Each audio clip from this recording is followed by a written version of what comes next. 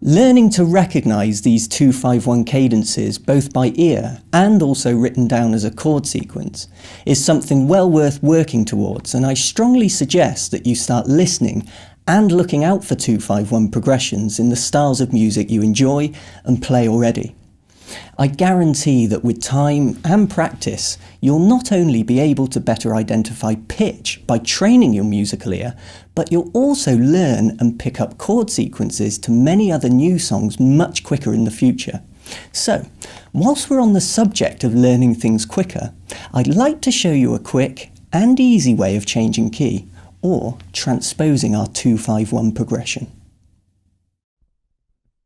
The word transpose in music basically means to move a collection of notes, which could include a melody or a chord sequence either up or down by a constant interval.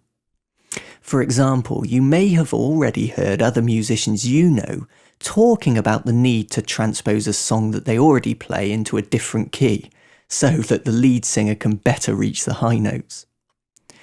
Linking this new musical term to our studies on the major scale, you've actually already been transposing a lot on the bass already. Let me explain. Just by moving a major scale shape around the fingerboard, you're actually transposing the sequence of notes into different keys. See, we can easily transpose the scale of A major up to a C-sharp major scale with little to no effort. And we can in fact look upon this example as transposing the scale of A major up by the interval of a major third to become C-sharp major. Hopefully you can see and recognise the interval between the two root notes of the scales as being a major third. So, the A major scale transposed up an interval of a major third becomes a C-sharp major scale. Now, the reason why it's so easy to transpose things on the bass is again down to the fact that the instrument is tuned symmetrically, and every interval or shape we learn will always sound the same wherever we choose to play it. So, quite naturally and by no fault of our own, we end up transposing without really thinking about the notes we're playing.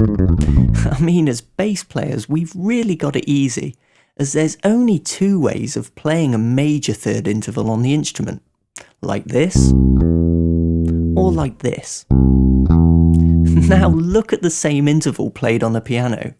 I can go from white note to white note to black note to black note, or black note to white note. And each time I'm still playing exactly the same interval. So, to finish with, I'd just like to show you how to transpose our 2-5-1 sequence, or any chord sequence for that matter, by any interval in a quick and efficient way using the fingerboard of the bass. Okay.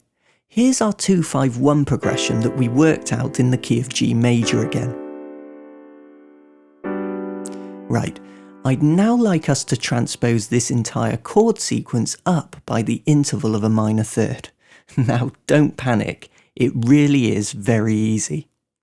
First, just find the root note of each chord, which couldn't be easier as they're already written down for us. So the root notes of the sequence are A, D, and G. Now, we want to transpose these chords all up a minor third. So from our root notes of A, D, and G, just find notes that are a minor third higher. So up a minor third from A, we find a C. From D, we find an F. And up a minor third from G, we have a B flat. And that's it. All we have to do now is replace these new root notes into our original chord sequence and we're done. So transposing our 2-5-1 that was in the key of G major up a minor third, we now have C minor 7th, F7 and B flat major 7th, which hopefully you now know to be a 2-5-1 in the key of B flat major. Okay, that's it for today. Take credit and look at the amount of new terminology and theoretical techniques that you've learnt in the last couple of sessions.